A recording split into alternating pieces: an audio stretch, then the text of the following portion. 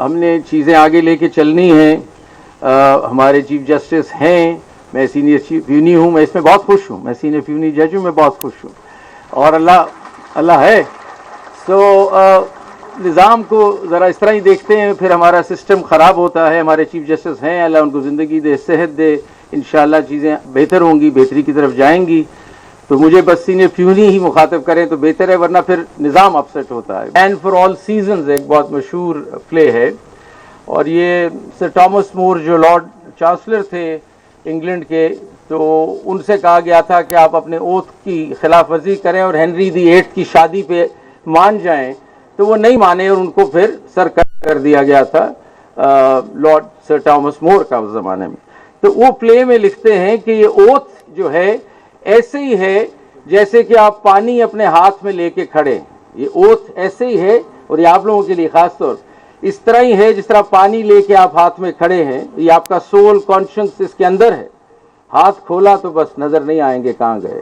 ہاتھ نہیں کھولنا, اس طرح ہی رکھنا ہے اگر اوتھ کو سنبھالنا ہے. تو یہ بڑی خوبصورت تشبیہ ہے, میں انگریزی میں بھی پڑھ دوں کیونکہ وہ لینگویج اس کی اپنی ہے. When a man takes an oath, he is holding his own self in his own hands like water, and if he opens his fingers then he needn't hope to find himself again. آپ کا کچھ نہیں بچے گا, آپ گئے پھر. تو یہ یاد رکھیے گا, اس کو ہاتھ کو یوں دبا کے رکھنا ہے.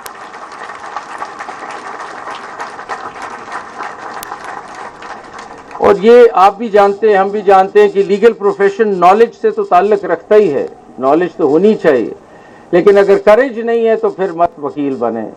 کریج ہی ساری سٹوری ہے. کریج کہ انجسٹس اور ناانصافی کے سامنے کھڑا ہونا, کیا کریج ڈیفینڈ کرنا, ڈیفینس لیس کو ڈیفینڈ کرنا, اپ ہولڈ کرنا لوگوں کے رائٹس کو, یہ ساری چیزیں کریج مانگتا ہے. تو نالج تو بالکل ہونی چاہیے, لیکن کریج ذرا ہونا چاہیے.